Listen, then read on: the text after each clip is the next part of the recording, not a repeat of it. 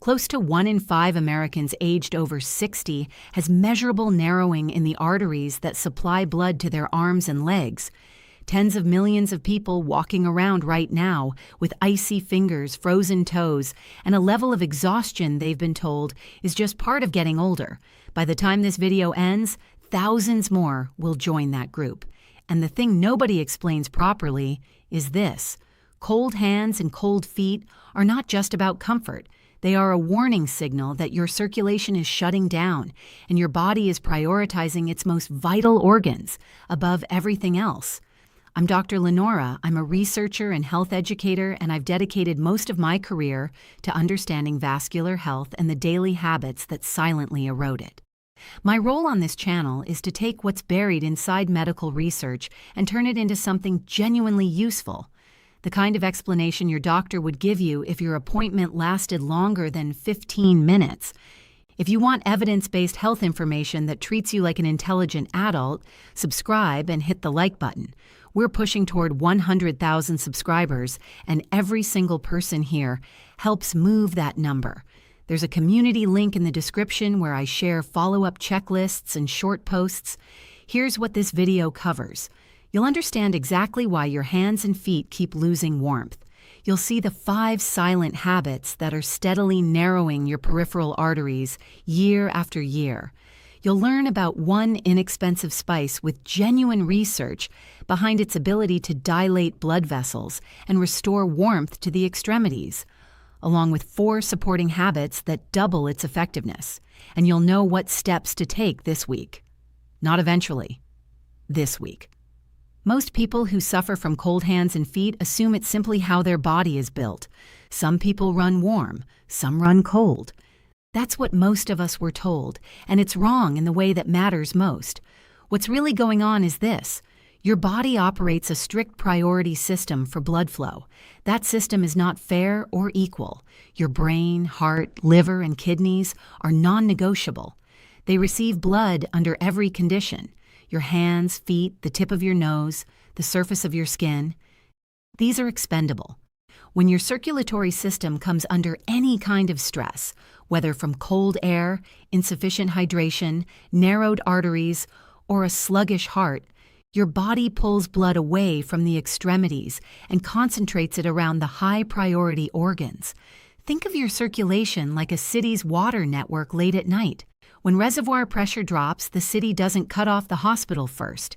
It shuts down the outermost neighborhoods. The infrastructure is still there, but the water stops reaching those addresses.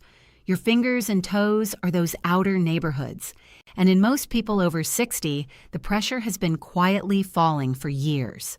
So when you reach for a sweater in a room everyone else finds comfortable, or you go to bed wearing socks in the middle of summer, what your body is really telling you is that the supply to the outer neighborhoods is no longer reliable. The arteries carrying blood to your hands and feet are either narrower than they should be, less responsive than they should be, or both. And here is what most people genuinely don't realize. That same narrowing process is occurring in arteries you cannot feel, the ones supplying your heart and brain.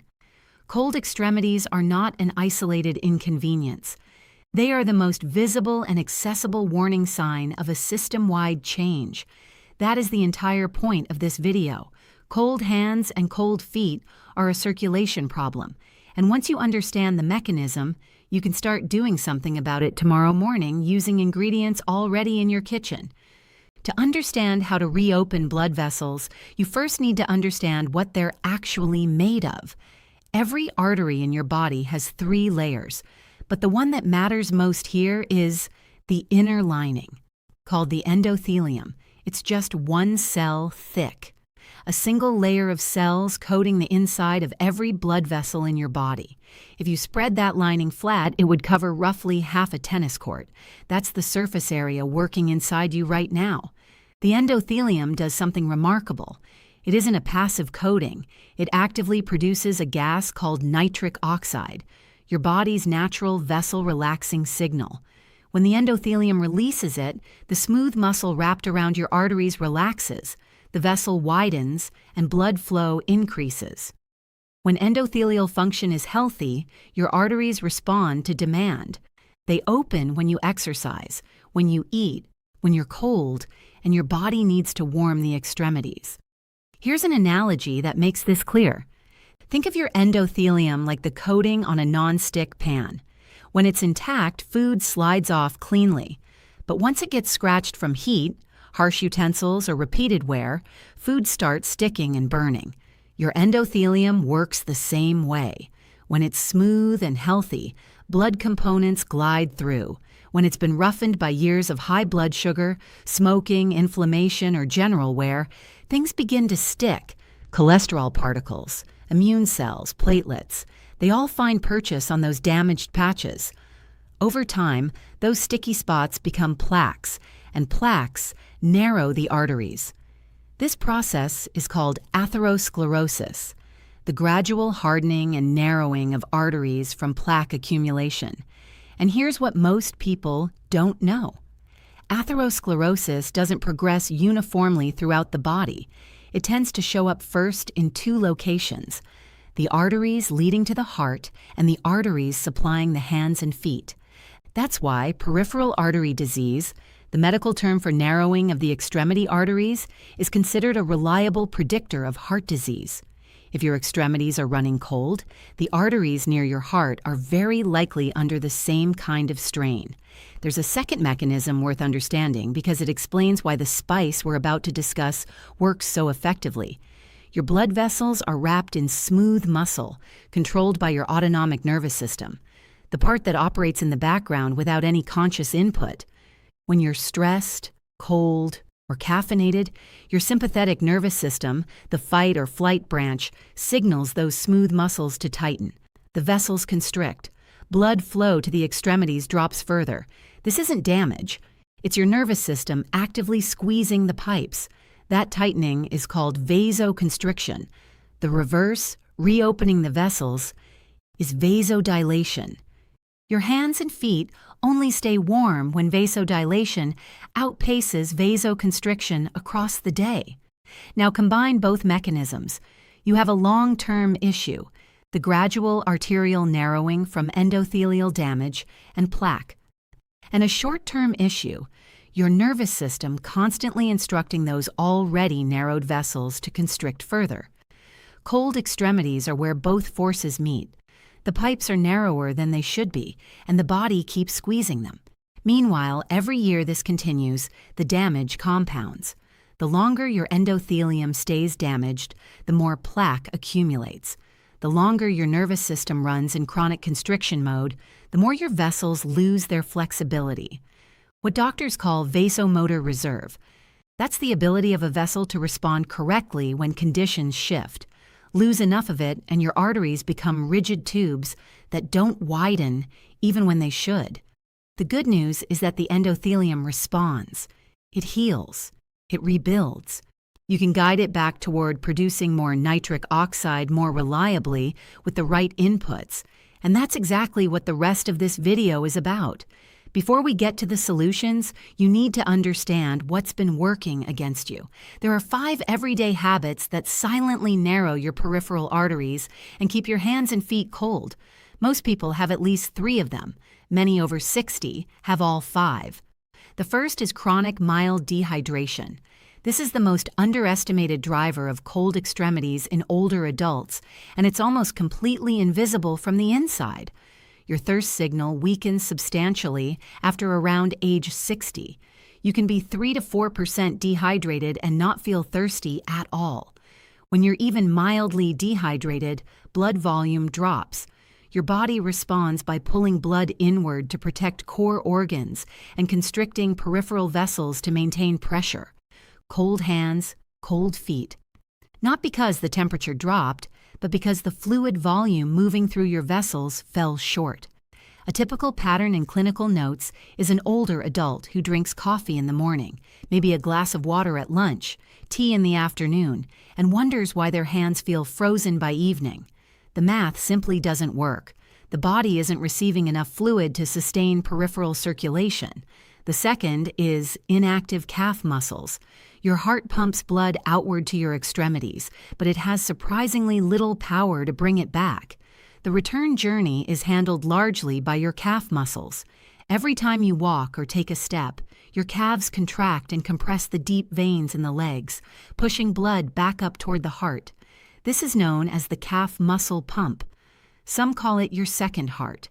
When you sit for extended periods, and most people over 60 now sit for 10 hours or more between meals, screens, and rest, that pump stops working.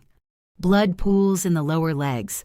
Fresh blood can't flow efficiently into the extremities because there's no room for it. Your feet go cold even though your home is warm. The problem isn't temperature, it's stagnation. The third is refined carbohydrates and blood sugar instability. Every time blood sugar spikes from a sweet breakfast, a soda, white bread, or a pastry, your body releases a surge of insulin to manage it. Repeated insulin surges damage the endothelium directly. Concentrated glucose particles scrape against the inner lining of your vessels, creating the same kind of roughness we discussed with the non-stick pan.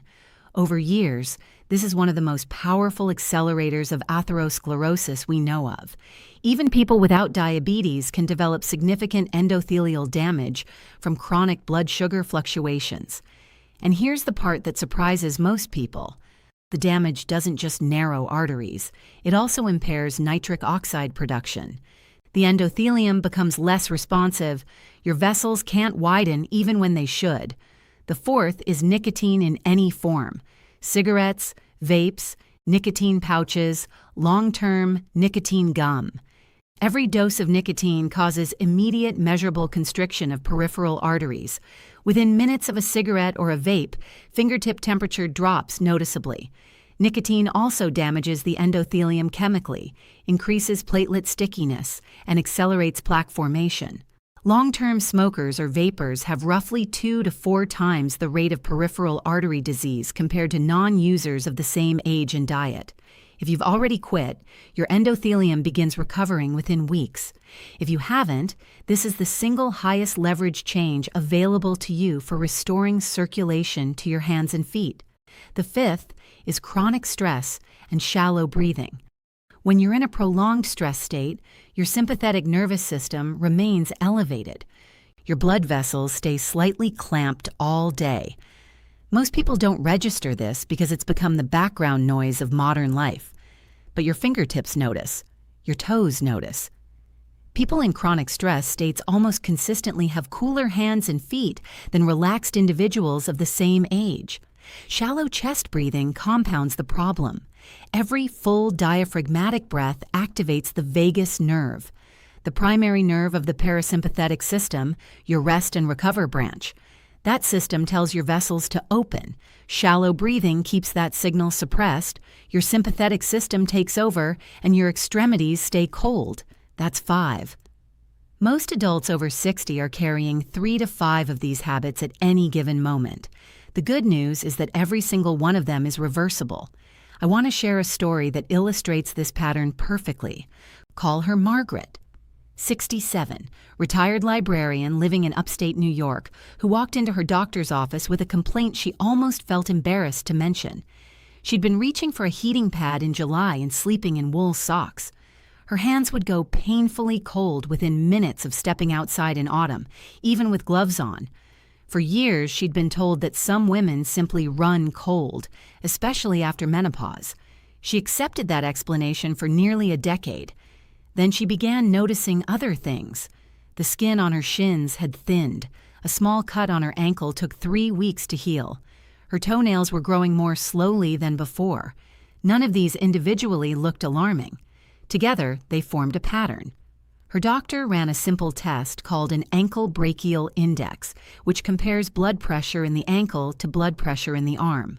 Margaret's result showed mild peripheral artery disease, early-stage narrowing of the leg arteries. Exactly the picture I've been describing. The question nobody had asked her was simple.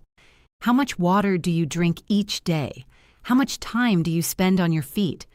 When did you last have your blood sugar checked? When she answered honestly, the picture completed itself. 2 cups of coffee, maybe 1 glass of water, sitting most of the day reading. Her A1C hadn't been tested in 4 years. She wasn't unhealthy. She was quietly working against her own circulation, and her hands and feet had been trying to tell her so. 6 months of changes, including the spice we're about to cover, and her hands stopped going cold in the evening. That's a real timeline. Real, modest, achievable change. Before I give you the solutions, I want to ask you something directly. How old are you right now? Write your age in the comments below. The reason I ask is that the rate at which peripheral arteries narrow shifts meaningfully after 60 and accelerates again after 70. The same habits that cause slow vessel damage at 40 cause noticeably faster damage at 65. Knowing the age range of the people watching this shapes what I emphasize in future videos and what I prioritize in the follow-up checklists. Drop your number below. I do read those comments. Now, for the part you came here for. Here are 5 things that genuinely reopen peripheral arteries. Beginning with the affordable spice that does more than most people expect. The first and the centerpiece of this approach is cayenne pepper. The active compound is capsaicin, the same molecule that gives chili peppers their heat. Capsaicin does 3 documented things to your circulation. First, it activates a receptor called TRPV1, which triggers the release of a vessel-relaxing compound called CGRP. Second, it stimulates the enzyme responsible for producing nitric oxide, the same vessel-relaxing gas we covered earlier. Third, it improves the flexibility of red blood cells, allowing them to squeeze through narrowed capillaries more easily and reach tissue that has been undersupplied. The combined effect is a measurable warming of the hands and feet, sometimes within the first hour of a proper dose. How to take it? Start conservatively. 1/8 of a teaspoon of cayenne stirred into half a cup of warm water, once a day, always with food, never on an empty stomach. The food matters. Capsaicin on an empty stomach can irritate the lining. With food, it absorbs steadily and works just as well. After 1 week, if you're tolerating it comfortably, increase to a 1/4 teaspoon. Some people build up to half a teaspoon over a month. You can also incorporate it into soups, eggs, or any savory dish. The format doesn't matter much. What matters is consistency and getting a real dose into your body regularly. One important caution, and this is the kind of thing your doctor genuinely needs to know. Capsaicin can mildly affect blood platelet function. If you take a blood thinner such as warfarin, aspirin, clopidogrel, or any newer anticoagulant, speak with your doctor before starting a daily cayenne routine. The interaction is usually minor, but it deserves a real conversation, not a guess. The same applies if you have an active stomach ulcer or active acid reflux. The second solution is the calf pump exercise. This is the single most effective movement for improving peripheral circulation in the legs. Stand behind a chair or counter for support.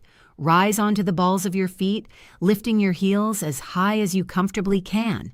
Hold for 2 seconds. Lower slowly. That's 1 repetition. Aim for 200 across the day, not all at once but spread out. 20 after breakfast, 20 before lunch, 20 in the afternoon, and so on. Each set squeezes the deep veins in your calves and refreshes the blood supply to your feet. People who do this consistently report noticeably warmer feet within 2 weeks. The mechanism is simple. You're running your second heart. The third solution is structured hydration, not simply more water, so better timed water. Drink 1 full glass, about 16 ounces, warm rather than cold, within 30 minutes of waking. This single habit corrects most of the overnight blood volume drop responsible for morning cold extremities. Add a squeeze of fresh lemon if you like. Then drink another full glass mid-morning, 1 before lunch, 1 mid-afternoon, and a smaller glass with dinner. That's roughly 2.5 to 3 liters across the day, spaced so your body actually absorbs it. Cold water temporarily constricts peripheral vessels, which is why warm or room temperature is preferable. The goal is to support circulation, not shock it. The fourth solution is contrast hydrotherapy for the feet. This practice comes from physical therapy and has been used for decades to retrain the responsiveness of peripheral blood vessels. Fill 1 basin with warm water, around 104 degrees Fahrenheit. Comfortable, not scalding. Fill another with cool water around 65 degrees. Cool, but not icy. Soak your feet in the warm basin for 3 minutes, then switch to the cool basin for 30 seconds. Repeat 3 times. Always finish on cool. Do this 3 evenings per week. The alternating temperatures force your peripheral vessels to expand and contract on demand, training back the vasomotor reserve we discussed earlier. If you have advanced peripheral artery disease, diabetes with neuropathy, or any condition affecting sensation in your feet, consult your doctor before beginning contrast baths. You need reliable temperature sensation for this to be safe. The 5th solution is magnesium-rich evening foods. Magnesium is a natural vasodilator. It helps the smooth muscle around your blood vessels relax. Most adults over 60 are mildly deficient, partly from reduced absorption and partly from depleted nutrients, in commercially grown food. The best food sources of usable magnesium include pumpkin seeds, almonds, cashews, dark leafy greens, black beans, and dark chocolate at 70% cacao or higher. Aim for 1 solid magnesium-rich food at dinner. A handful of pumpkin seeds, half a cup of cooked spinach, 2 squares of dark chocolate. This isn't a high-dose supplement protocol. It's a consistent daily input. Over weeks, tissue magnesium levels rise and your vessels relax more reliably overnight. Those are the 5. Cayenne pepper as the centerpiece, calf pump exercises, structured hydration, contrast foot baths, and magnesium-rich foods as the supporting framework. Used together, they work measurably faster than any one of them alone. Here is what a single day of this protocol actually looks like, laid out as a routine rather than a list. You wake up. Before anything else, drink a full glass of warm water with a squeeze of lemon. Sit with it for a few minutes. Your body has gone 8 hours without fluid, and your blood volume is at its lowest point of the day. This glass corrects that. Breakfast. Eggs, vegetables, whole grain toast, something with real protein and real fiber. Sprinkle 1/8 teaspoon of cayenne onto your eggs or stir it into something savory. With food, never on an empty stomach. Take your time eating. Mid-morning. Another glass of water. While you're at it, stand behind a chair and do 20 calf raises. Slow up, slow down. It takes about 90 seconds. Lunch. A real meal with vegetables, protein, and a moderate amount of complex carbohydrates if you tolerate them well. Water with the meal. 20 more calf raises afterward before sitting back down. Afternoon. Another glass of water around 3 o'clock.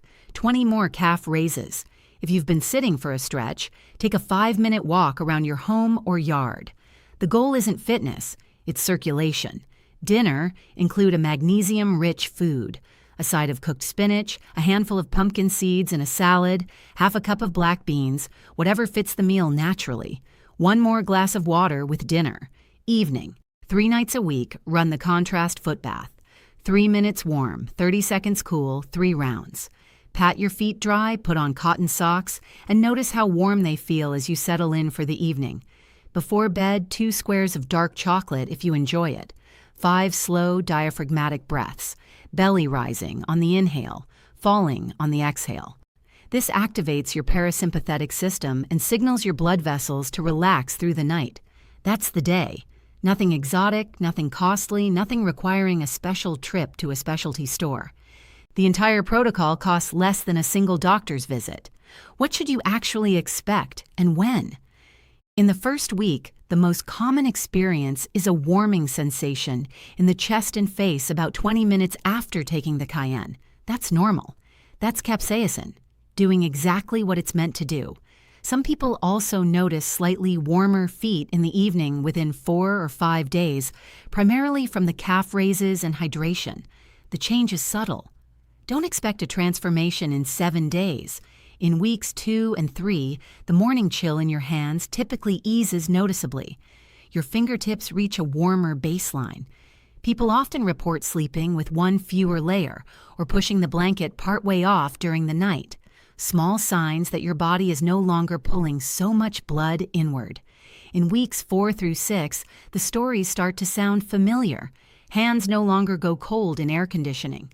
Toes stay warm through an evening of sitting. Some people who previously needed socks to fall asleep find they no longer do. Skin on the shins begins to feel slightly softer as peripheral microcirculation improves. In weeks 8 through 12, the changes consolidate. With consistent effort, you'll have rebuilt a meaningful degree of endothelial function.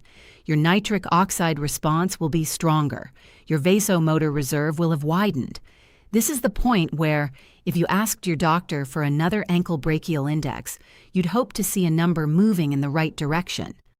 The honest reality is that arteries don't fully reverse decades of narrowing in 3 months, but they don't have to.